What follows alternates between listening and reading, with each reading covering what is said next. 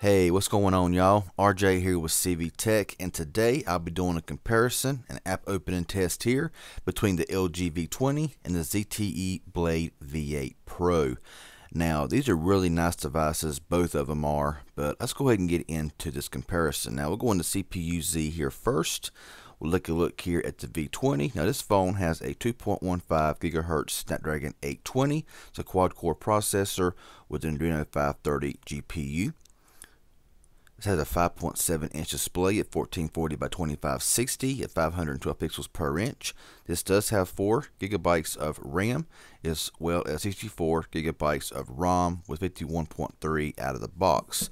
And over here on the ZTE, we have a 2 gigahertz Snapdragon 625 octa-core processor with a 506 Adreno GPU. Got a 5.5-inch display at 1080 by 1920 at 403 pixels per inch with 3 gigabytes of RAM and 32 gigabytes of ROM with 2163 out of the box. Let's go ahead and go back home here and go into Geekbench 4 and just see what kind of scores we did run here on these devices. Now, this phone here does run Android 7.0 Nougat, while over here we got Android 6.0 Marshmallow. So I've heard some say, well, that makes a big difference. Well, that's just what comes on the phone. So, can't do nothing about that. Let's go into history. And we'll look here, and you will see 1636 single-core score and 3820 multi-core score here on the V20, and 853 single-core score and 2935 here on the Blade V8 Pro. So, quite a bit of difference there between these two phones here in that benchmark. Now, go into Antutu benchmark. You will see that the LG has 111,616 on the score and 62,747 here on the ZTE. So let's get in with this comparison starting now. That was barely the V8 Pro. Go into YouTube. That was the V8 Pro. Let's go into calculator. That was even. Let's go into calendar. That was slightly the V8 Pro. Let's go into clock. That was even. Let's go into Google Plus. That was the V20. Let's go into camera. That was, I believe, the V8 Pro took that one there. Let's go into Amazon. That was equal. Same time. Go into Instagram. That was, I'll give out a draw. That was pretty close. Play Store. Oh, God, these are very, very close. I will also call that a draw. I mean, let me know in the comments below if I'm getting any of these wrong, but it may have popped up first here on the V20, but it kind of evened out.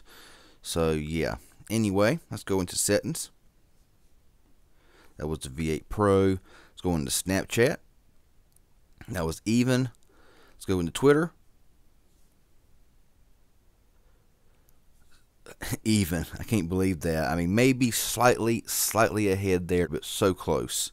Periscope. That was even. Temple Run 2. So I got to say, this V8 Pro with a smaller processor, less RAM, is really keeping up. Now, gaming here, I expect the V20 to actually win all of these gaming tests because of that extra gigabyte of RAM as well as the faster processor.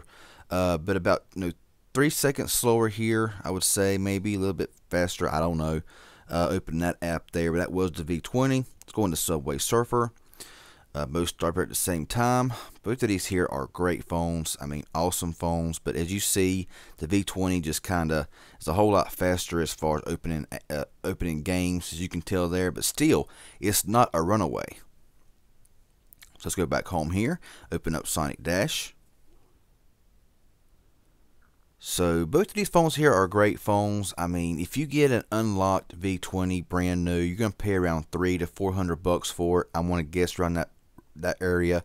The V8 Pro you can get for between $150 and $200, maybe even less than that. And you see there's not a whole lot of difference as far as speed goes between these two phones. Let's go ahead and just play it for a couple seconds here. Now, of course, this game right here, neither one of these phones is going to have any issues whatsoever playing. I mean, even I would guess even some really graphic intense games would not have any issue whatsoever. But this right here is here, so there we go. So both of them plays very solid. So let's go ahead now and go into multitasking here and just see which one has better RAM management. Starting now. That was the V8 Pro. I mean, that was, yeah, V8 Pro. Let's go into YouTube. V8 Pro. Calculator. That was even. Calendar. Slightly the V20. Clock. Identical. Google Plus. V20. Camera. V20. Amazon. V8 Pro. Instagram. V20. Play Store. That was even. Settings. V8 Pro. Snapchat. Already open there. Slightly faster than on the V20. Twitter. So pretty much it got to all be reloaded, but they're very, very even here. Let's go into Periscope. Slightly faster on the V20. Temple Run 2. Let's see if any of them hold open in the background, and unfortunately it didn't. You know, I'm kind of surprised that none of these apps were really opened here on the V20, especially a phone with 4 GB of RAM. But you know, anyway, that was of course the V20 once again. And let's just do Subway Surfer. And I expect the same thing here as well on this game here, reopening. And I can tell it's already going to be the V20, but like I say, there's not a big difference.